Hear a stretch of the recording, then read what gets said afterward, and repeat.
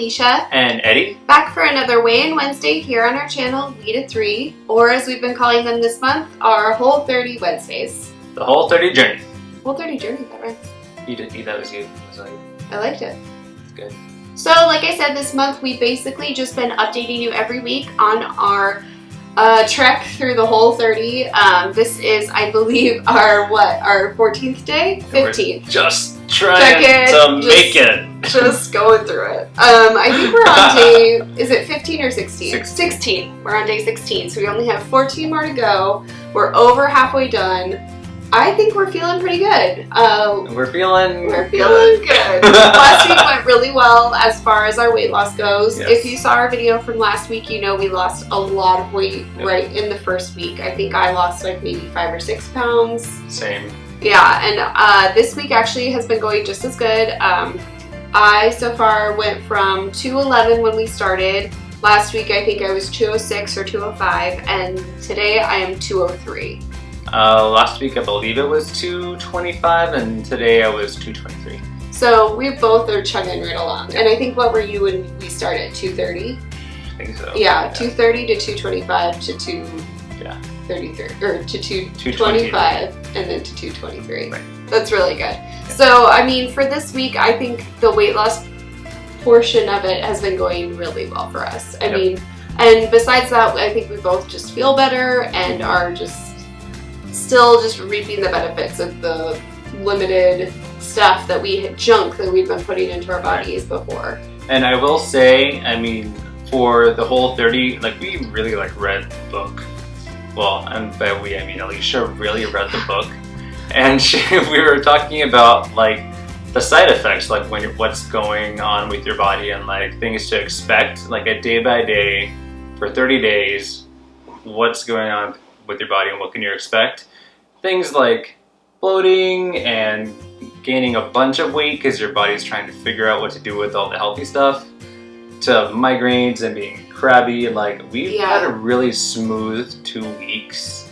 So I'm anxious to see if it just continues to go as smoothly for the next 14 days, or if next week we're gonna want all the cake. I don't know. We're gonna find out. And I'm really anxious to find out what happens when we eventually come off of it. I think that it'll be really surprising how sick we feel after we do eat some things that we've eliminated this month. Like, the Whole30 has a whole process for when you're coming off of it, of things to reintroduce and to do it slowly so that you can monitor your reaction to each type of food, like just a little bit of dairy at once instead of like dairy and sugar and alcohol, like all in one day.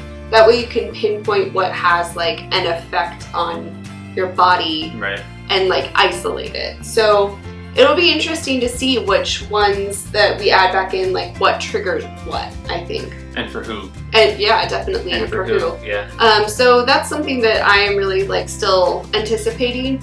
We're also going to be coming off of the Whole30 right before the 4th of July. So I think that'll be really hard because it'll be a weekend where we're celebrating and we're with family. Right. And I think it'll be one that we're really going to have to just kind of like try and do the expedited schedule of introducing things back in so that we reach that point before we get to 4th of July. I kind of feel like just stick with it for a little bit. Just like carry it through like with solid, like for the weekend. That way we don't go like full in. Yeah. You hear my Freudian slip? I said that way I don't. That way I don't go full bore. Well, and I think I think that this month has definitely been a challenge for us, but I also think it's been an eye-opener as far as how we want to eat going forward. Like, it's definitely for me like, okay, so what does our diet look like after we're done with the Whole30? How can we apply some of the stuff that we've been doing to an ongoing lifestyle that we can maintain? I do think that what we're doing now is maintainable. We would just have to make a commitment to doing that all the time, which would be a big lifestyle change for us, just like this month has been a lifestyle change for us. So it'll be interesting to see kind of what we come up with as a plan for how to come off of it. And we're thinking pretty far ahead. Like I said, we still have 14 days, so we still have a full 2 weeks left. But I think because we've been feeling so good, we've both just been thinking about what is life after this thing look like. Yeah, exactly. Hopefully it includes chocolate milk. Oh, so much chocolate milk. I'm just saying. I don't think I've had any like really specific cravings, but I will say that every time I see something delicious, I'm immediately like, I want that. Why can't I have that? I'm only like that. It's with chocolate milk. One of my coworkers always has chocolate milk at lunch, and that sounds And that's what you want. sad, but it looks so good. Well, we're Because only it's 14 dairy and days it's away. chocolate. That's what it is. It's dairy and it's sweet. That's it. That's probably my trigger. The good combo. Yeah. Wow. Well. Sweet and dairy. So that's pretty much it for food. I mean, it's been going really well. Been trying to mix up some of our like routines and some of our recipes. Overall, it's just been, everything's been delicious for me. Like I said last week, like nothing we've had so far is stuff I wouldn't normally eat anyway. So Right.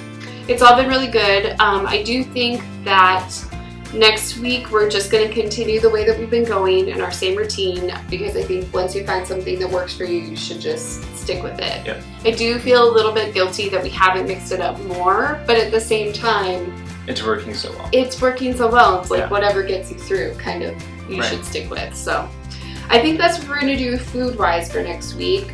Fitness-wise, I've been struggling kind of a bit. I scheduled 2 classes for this week. My first one that I went to on Monday was a definite eye-opener about what working out without sugar and carbohydrates to fuel you is like. I definitely, not that like I struggled through it, but it was a lot harder mentally than I remember a lot of my other workouts being. I think it's just mostly because I was relying on only my body and my body fat for energy, and like the calories I had for the day, but those didn't have as much sugar, so they're working off Right. like a different kind of fuel. It was crazy. It was something that I did not anticipate, and I wish I had thought more about before I went to a hardcore workout. My other routine for today didn't work out. I was supposed to go to a class and got in the car at a normal time that I would leave for it, and got stuck in traffic, and by the time I got even close to there, it was already like 5 to 10 minutes into the class, so I just had to call and cancel. And that really stinks, and that's been part of the problem with me getting into fitness right now, is that our schedules with how much we've been cooking doesn't really allow for it. Which brings me to, it was awesome that our class was canceled because I got help with dinner. Yeah, well, and we've been It was- making dinner, yeah. and then we usually make Yeah, everything for the next day yeah. after dinner, but that's been making us cook until like, We would get home at 4, have an hour, maybe, and then cook from 5 until 9. yeah, somehow we would just end up being in the kitchen Right. just forever, either because That includes like eating dinner. yeah, cleaning it either up, and because then like our also recipes were making- taking so long, like they were either involved, or because we needed to cook stuff for the next day right after dinner, and Right. that for some reason took a long time. Right. The dishes that are created by these dinners, it Yeah. was escalating really quickly. So that is one thing this week we've also been trying to work on, is getting through stuff a lot faster so that we can actually have our evenings back. Which is nice because she came home, which she normally would have been in class, and she had already prepped dinner when I got home, and so all I had to do was cook it. So I was cooking it, making it, and then she got home in time to like make breakfast and lunch while I was doing that. And so she got done early, and then we just finished dinner, and then we ate it.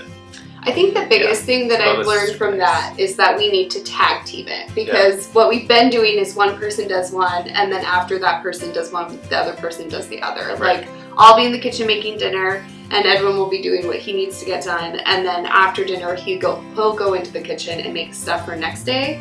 I think what will be faster is for both of us to just be in the kitchen and power it out at one time. Right. And then after that, we can just both be done and get what we need to get done. And actually hang out. And actually be around each other instead of just in the kitchen being like, pass me the mayo. And by mayo, I mean no mayo, because we can't have mayo. But it was a good condiment for an example. So I'm going to stick with it. Pass me that. Avocado. No, pass me that olive oil. Anyway, this update's getting long, so we're gonna wrap it up. But as you can tell, I think we're doing really well on the Whole30. I really highly recommend it to everyone, especially for those of you that aren't familiar with the other series on our channel, people going through infertility. I would say that it's made a huge difference as far as my body goes. I have polycystic ovarian syndrome, if you haven't seen our other videos, and this is a diet that's really highly recommended for people with PCOS. And I will say that I have already noticed like a large difference for me with it. So the Whole30 is really for us not just about weight loss. It's a huge part of like really getting our health together in general. And I think that it's really important, and I really encourage everyone to check it out because it's been great. Like, we've had no ill effects from it. It makes us feel good. We're eating delicious whole food. You should probably be eating like that in general all the time. Yeah, but it's really hard. I will say that like it's not been without its challenges, but it's been definitely 100% worth it for me. And with that, I think we're gonna sign off and say see you next week. Next week we're hoping to get closer to our wrap up of the Whole30. I can't believe next week will be 7 days. Yep. Yeah, we'll be going into our last week the next time we talk to you. So hopefully we'll stay strong and nothing will happen that all of a sudden makes us decide to abandon the Whole30. Right. I can't see it at this point. We've already committed this far, but you never know. So catch us next week. We'll also be updating you with our weigh-in again. We've decided to chuck the rule about no weigh-ins out the window, apparently. For me, it just makes me more motivated. So True. Thank you guys again so much for your comments. We've had a lot of awesome suggestions in the comment section for resources and recipes and things that you guys ate on the Whole30. Yep. I love reading through those and checking them out and researching each one. I'm hoping to keep going as far as like adding more things into our diets that we see down there in the comments. So if you have any suggestions, keep leaving them down there. Like I said, we appreciate it. Give the video a thumbs up if you liked it, and we'll catch you guys later. Bye. Bye.